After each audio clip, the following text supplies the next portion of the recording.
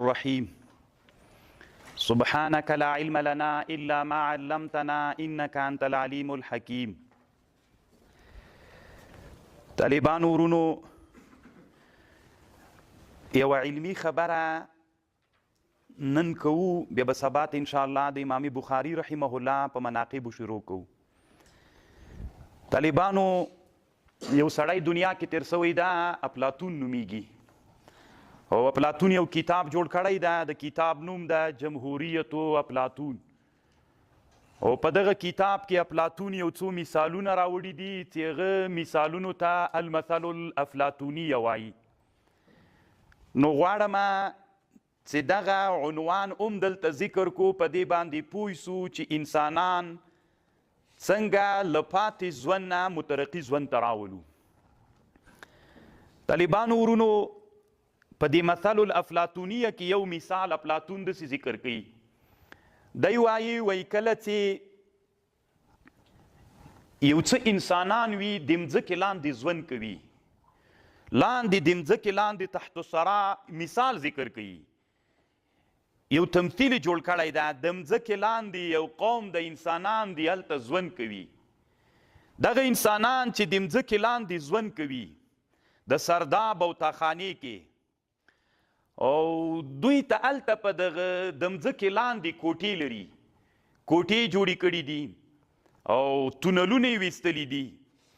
دغه انسانان چې دلته ژوند کوي دوی ته په دیوالونو باندې د دنیا د حقیقتونو عکسونه دي.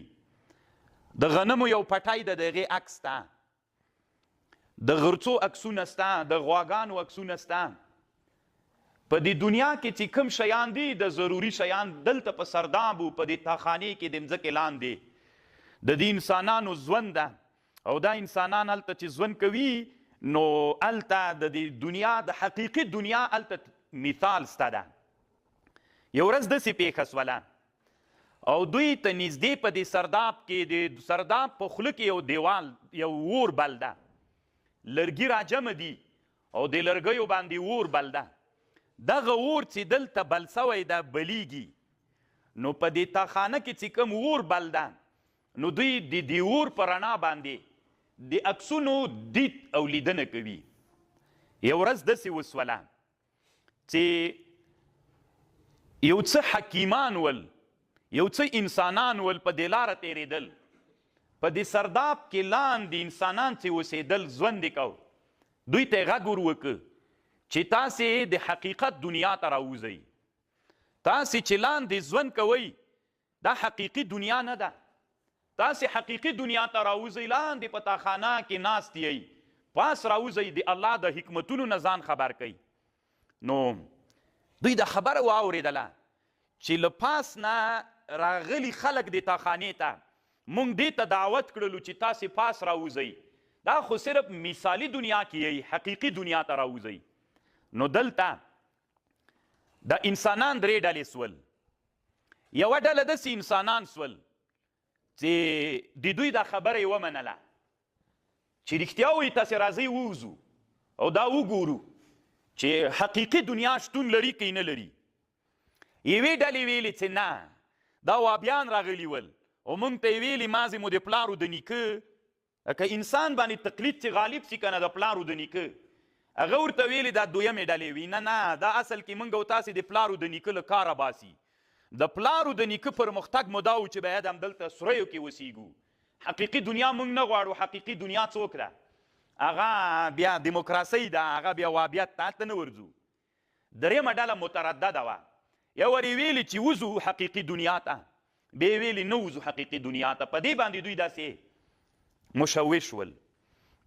نو په دې کې یوه ډله راووتله، یقیني چې درلود چې راځئ د حقیقي دنیا ته وځو، خو دا لږ خلک ول. اکثره هغه چې پلارونه او نیکونه یې په کوم ژوند کې پاتې سوي ول چې د سرداب او د مځکې تحت الثرا لاندې هغه ژوند باندې خوشحاله ول، هلته پاتې سول، راونه وتل. لږ انسانان پاس راووتل. چې راووتل نو شپه وله، چې راووتل شپه وه، ستورو ته یې وکتل، هو څومره ښکلا ده، مونږ ته خو هلته صرف نقشه وله، دا خو په حقیقت بدله سوله. لږ وروسته سپوږمۍ راوختله، څومره ښکلا ده او ښایست ده، څومره ښه رڼا ده. د دریاب څنډې ته لاړل چې د دریاب څپې په شپه کې ولیدلې، د ستورو د سپوږمیو انعکاس په دریاب کې و. سهار راوخوت، لمر راغی، هسې نادرې شعلې وهلې، ټوله مځکه چې د شپې تیاره وه رڼا یې کړله.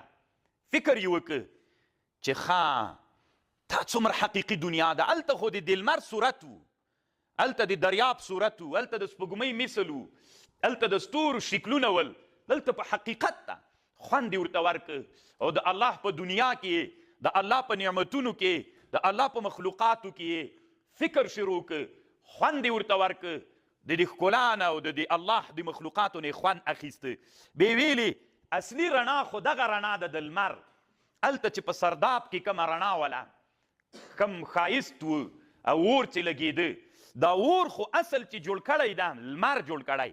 فکر یې وکړه طالبانو کله چې د لمر شعاوې په کم ځای لګېږي، دا بوټو ونو ته ټوله غټوالی چې غټوي څوک هغه ورکوي لمر.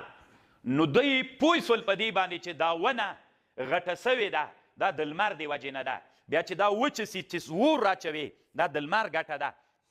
شیان لمر ته منسوب کړل د الله په حکمت سره. نو دنیا یې ولیدله. چې کله یې دنیا ولیدله، هغه انسانان چې دوی ته دعوت ورکړی و چې په سرداب زندگی کې ژوند مه تېروئ، لږ د سرداب نه راووځئ، حقیقي دنیا ته راوځئ، حقیقي دنیا ووینئ. نو هلته هغه درې ډلې سیول. یوې اتباع وکړه خو اقل القلیل، یو ډېرو یې ویلې چې نه د اصل کې جاسوسان راغلي موږ د پلارو د نیکه له دین نه اړوي. درېیمې ډلې مترددین ول. خو یوه ډله راووتل، د دنیا حقیقتونه یې ولیدل، ښکلا یې ولیده، ښایستونه یې ولیدل، عمره خوند یې ورته ورکړه چې تر حد نه ډېر وګرځېدل راوګرځېدل. اوس بېرته سرداب ته راغلل. کله چې سرداب ته راغلل، الله خو له دوی نه حکیمان جوړ کړل، ځکه دوی حقیقي دنیا ولیدله. چې بېرته خپلو ملګرو ته راغلل، نو هلته د دوی او د راوتونکو کسانو د مترددینو هغه چې انکار یې کو، د دوی منځ کې اختلاف پیدا سو. نو افلاطون وایي ټول عمر د حکیمان او د ملت په مابین کې جنجال وي، ځکه حکیمان حقیقت د دنیا ویني او هغه انسانان چې حقیقت د دنیا نه ویني نو هغه حکیمانو ته په بده سترګه ګوري. خپلو حکیمانو ته، هغه انسانانو ته چې دنیا په داسې سترګه ورته ګوري، وایي لکه سې وابي ده، وایي لکه سې ما د پلارو د نیکه له دین نه اړوي. ټول عمر د حکیمانو او د رعیت په مابین کې جنجال وي. حکیمان حقیقت د دنیا ویني، غواړي چې د خپل رعیت راپورته کړي، او څوک هغه غواړي رعیت غواړي لکه هغوی ته علم نه د حقیقت د دنیا ادراک نسی کولی، نو هغوی ته د سردابو د تاخانې ژوند پرمختللی ژوند دا دین ورته ښکاري. او بیا طالبانو تاسې ښه فکر وکئ، دوی داسې عقیده جوړه سوي ځکه انسان کم ځای کې چې واوسي د هغه د انسان طبیعت ده. دی چې د سردابو تاخانې په ژوند کې ژوند کړی ده، دی داسې فکر کوي دا انسان چې همدغه لکه سي دین ده، چې دا راووتلې حقیقي دنیا ته لکه سي له دین نه وځې. تاسې نه پوښتنه کوم د سرداب په ژوند کې چې سړی وي او د سرداب د ژوند نه چې پاس حقیقي ژوند ته راسي، د دنیا د سر ژوند ته راسي، هلته او دلته دین کې بدلون راځي؟ نه، هلته هم دین ده، دلته هم دین ده، خو دلته دین قوت پیدا کوي. ځکه سړی چې مثال وویني الله ښه پېژني، او که حقیقت وویني الله ښه پېژني. عین الیقین ښه ده طالبانو، که علم الیقین ښه ده؟ علم الیقین هغه ته ویل کېږي چې خبر دی اورېدلی وي. عین الیقین هغه علم ته ویل کېږي چې مشاهده دې کړي وي. نو چې تا مشاهده وکړله، ایمان په کم ژوند کې ښه وي؟ عین الیقین کې. نو دی فکر کوي په هغه کتني ژوند کې چې دا مې د پلارو د نیکه ژوند ده، کله دې ژوند نه زه راووتلمه نو بس زه نعوذ بالله ګمراه کېږم. ټول عمر د حکیمانو د رعیت په دې باندې جنجال وي چې دې ژوند کې مونږ نو بس اخوانه ټاپوي وابیون او دې خانه ورته ویل کېږي بریلویون، بس دواړو سره جنجال پسې را جنجال وي. نو د علما جامعه داسې علماو ته ضرورت لري چې خپل رعیت سره دا مقابله وکړي، د سرداب له ژوند نه یې راوباسي. ګوري طالبانو، افلاطون چې دا کوم کتاب جوړ کړی المثل الافلاطونیه یا جمهوریت افلاطون، دا کتاب تر اسلام نه مخکې جوړ سوی ده. دی وایي د الله عادت همدا ده چې انسان چې د سرداب په ژوند کې ده، اصل کې انسان ژوند سردابي ژوند ده، اصل د انسان ژوند تیاریکه ژوند ده. په دې تاریکي ژوند نه راویستل دا د حکیمانو کار ده. حکیمان راځي ورځ تر بلې نه انسانان حقیقي ژوند ته راباسي. تاسې ځان سره فکر وکئ طالبانو، تاسې چې دلته ناستې د مختلفو ولایتونو طالبان یې، تاسې موږ او تاسې په ژوندونو کې دا ژوند کم قسم ژوند و؟ سردابي ژوند ده که حقیقي ژوند ده؟ سردابي ژوند ده، د تاخاني او د مځکې لاندې ژوند ده. ورځ تر بلې نه موږ علما راجګېږي، انسانان یو له څانه راباسي، هلته یې کېنوي، ټول نه راوځي یو دم. که ټول یو دم راوتلي وای نن به اسلامي امت دومره شاته پاتې نه و. د اسلامي امت د شاته پاتې کېدلو علت دا ده چې مسلمانان ژوند په کم ژوند کې کوي؟ په سردابي ژوند کې کوي. او که حقیقي ژوند ته راووځي، هېڅکله حقیقي ژوند د دین سره او د اسلام سره ټکر نه ده، هېڅ ټکر نه ورسره لري. په حقیقي ژوند کې لا اسلام ډېر څوک کېدلی سي، مترقي کېدلی سي، اسلام پرمختګ کولی سي، اسلام لوړو اهدافو ته انسانان رسولی سي. بیا نو ټول علت یې دا ده. خو ګورئ طالبانو، تاسې یو ډېر ښه مثال ده په دې، تاسې فکر وکئ. بیا داسې نه چې دلته مو واورېده بس هبا منصوره وګرځېده. نه طالبانو، داسې به نه کوئ.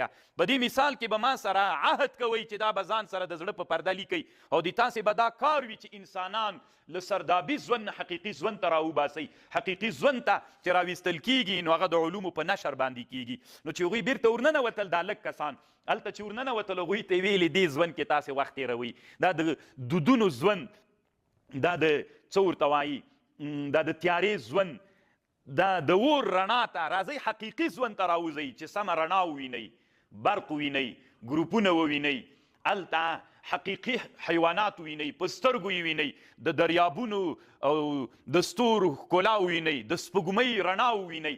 نو هغوی چې ورننوتل، هغوی ته یې ویلي وي ځئ تاسې وابیان سوي د دین نه اوښتي یا جنجالو پسې جنجال. خو بیا هم همدغه انسانان چې حکیمان دي چې هلته سرداب ته ورننوتل، د سرداب په ژوند کې اوس د چا زړه په تنګېږي؟ د حکیمانو په تنګېږي هغه ژوند کې که نه؟ او د سرداب د ژوند والا خلک هلته بلد دي، د هغوی زړه په تنګېږي؟ نه، بس جنجالو پسې جنجال سي. بس دی هلته دعوت شروع کی 4-5 دانې نور راوباسي حقیقي ژوند ته، بیا هغوی راولي. نو کرا د سرداب د ژوند نه انسانان الله عز وجل راباسي. او طالبانو تر څو قیامت کېږي هم نه چې انسانان د قوت نه فعل ته راونوځي. دنیا چې تر څو الله ټوله دنیا آباده نه کړي، قیامت کېږي هم نه. الله د دنیا دغسې نه ده پیدا کړې، دنیا یې د دې لپاره پیدا کړې چې تا باندې الله خپل قدرت وویني. نو په سردابي ژوند کې د الله قدرت پېژندل کېږي که په حقیقي ژوند کې؟ دا خو طالبانو تاسو یې موږ خو د مځکې په سر باندې یو. نن عصر کې طالبانو کفري نړۍ کله سپوږمۍ ته لاړه سي، کله مریخ ته لاړه سي، کله پورته په فضا کې څېړنې کوي، او مسلمانان چیرته دي؟ د مځکې په سر باندې دي. نن طالبانو دا ناسا په نامه یو امریکایي څېړنیزه شبکه ده یا نور دنیاوال چې پورته په فضا ته سپوږمۍ توغوي، هلته هغوی علمي تحقیقات کوي. موږ تر اوسه پورې په سرداب کې موږ څه وایي دا نه منو، دروغ دي، هسې له ځانه خبرې دي، موږ غلطوي او دغسې کوي او هغسې کوي. موږ چې بیا مریخ او سپوږمۍ ته ورسیږو، دوی بیا پورته فضا لا متناهي کې نور پرمختګ کړی وي. پکار دا ده چې اسلامي امت طالبانو تر کافرانو نه د سرداب له ژوند نه مخکې راوځي. ټول عمر په همدې باندې جنجال ده د حکیمانو د رعیتونو په مابین کې چې امت له تیارو نه راوباسو. دا اوس پرون ما وړه دوره کې طالبانو نه پوښتنه وکړله، میل افغانستان کې یو طالب نه مې پوښتنه وکړه، میل د کم ولایت وي؟ د هلمند میل د کمې ولسوالۍ وي؟ د ګرمسیر میل. په سلو کې څومره انسانان دي تاسې وطن کې تعلم کوي؟ سلو کې نه کوي. 10% تعلم باندې مصروف دي. او څومره انسانان نوي انسانان وي په تعلم نه دي. بل نه مې پوښتنه وکړه، میل د کم ولایت وي؟ د زابل میل. هلته وي 100 کې. تاسې اوس ماته ووایي طالبانو، خو تاسې وطنو کې به هم همداسې وي که نه؟ خو 100 کې چې یو انسان په علم مصروف وي، د 80% انسانان په علم نه دي مصروف. مطلق علم یادوم، که شرعي وي او که غیر شرعي، موږ ته علم معتبر ده. نو په علم باندې چې مصروف دي، د 80 انسانانو ژوند چیرته ده؟ په سرداب او په تاخانه کې ده. دی به د سرداب له ژوند نه څوک راباسي؟ علما به یې راباسي. خو علما کله دې مسئلې ته هغه کړی ده؟ علما کله داسې مسئلې را پیدا کړي چې انسانانو له علم نه زړه تور کړي. علما اختلافي مسلو ته داسې ورودانګي، علما اختلافي مسئلو کې دومره عمیق نه نوځي. هغه یو څه انسانان چې علم ته راوتلي دي زړه یې ورتور کړي، دا دین خو نو ټول اختلاف د ملایانو سره جوړیږي. نو موږ دا څه کوو؟ نو طالبانو ژوند جوړ دی همدې دپاره ده که نه؟ جوړ ده که نه د همدې دپاره چې 100 کې انسانان علم په دومره پرمختللې دنیا کې چې نن دنیا چیرته لاړله، په 100 کې 80 انسانان په افغانستان کې په علم نه دي مصروف، 0% مصروف دي. نو خو چې راپورته سوي دي هغه هم نسبي راپورته کېدل، دنیا ته په نسبت سره 0 دي. هغه خو زه د افغانستان سره په نسبت 80 حقیقي دنیا ته راغلي دي، 0 څو نفره په سردابي ژوند کې هغه کوي 80 انسانان په سردابي ژوند کې نو اوس خود د 80 د یوه ټولنه چې مخته ځي په اکثریت باندې مخته ځي نو اکثریت په سردابي ژوند کې دي نو هغه د پرمختګ ژوند ده موږ به پرمختګ وکړو په سردابي ژوند کې کلا وحاشه نو طالبانو تاسې په دې مثال یو ښه فکر ځان سره وکئ نن چې د موږ ټولنه مخته نه ځي خصوصا افغاني ټولنه ژوند مو سردابي ژوند ده کوچي ته ووایه ورته دا میږې پرېږده قسم د په ډانګ خو دې وهي که نه چې دا کوچانی ژوند پرېږده تجارت شروع که نو په ډانګ به دې وهي داسې وهل درکړي چې